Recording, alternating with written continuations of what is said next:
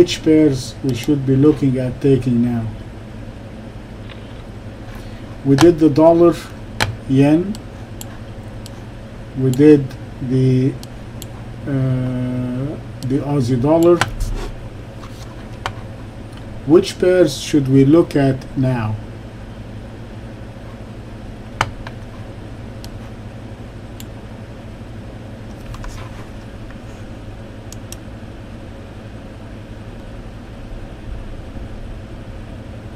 Which one do you think is the one that has the high probability now? Just curious.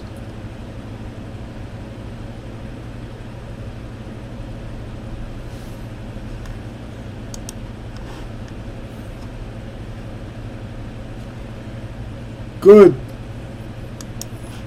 Now you want to take the euro with the week, so you're going to look at the euro, which is the strong currency, and first of all you're going to pair it with the Aussie. So we're going to first look at the euro Aussie, we're going to look at the Swiss Aussie, and then we're going to take the euro pound and the pound Swiss. So the euro Aussie is easy for us to start with because we just finished the Aussie and we just finished the euro. So taking the euro Aussie is going to be the easy one. And if you look at the radar screen from last week, the euro Aussie is already on a buy. We are already above the structure point, which is the 124.48, and we're above the long point, which is the 124.25. So our close here, 124.49, we're just closed the week, and this is why we use the radar screen, because these little points tell us a story. This thing closed over the structural long point on the weekend. So Friday it actually stayed above the structure. Look here. It closed above it, even though this would have implied that this is a big sell signal. But if it's a sell signal and it traded below this thing should have capitulated. But for it to close at 449, that is a very good sign. So the sell part for the euro Aussie is easy, and if you look at the intraday chart, there is nothing for us to take it really short anywhere, except we're going to follow our rules. We're going to go short unless it breaks below the structure point, which is the 144.48. So this is going to be our selling point. We're going to go short below 124.48.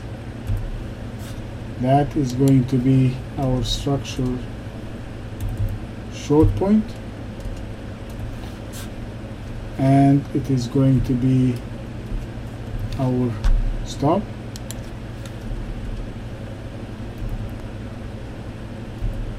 Okay.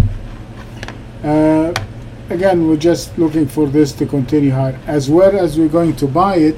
If you look here at this setup, my previous daily high, which is right there, is here, the 124.56. So we're gonna buy it above 124.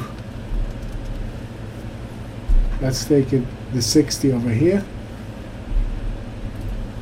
and my stop is going to be the same structure point. So I'm going to use the same structure point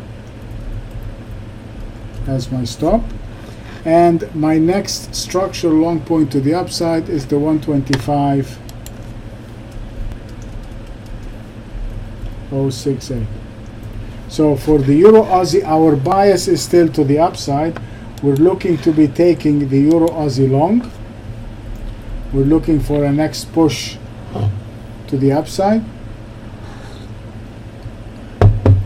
and we are going to buy it when it gets above the 124.60, Our stop is going to be below the structure point, and we are also going to sell it below the structure, and we're looking for the next structure point, which is the 125.06.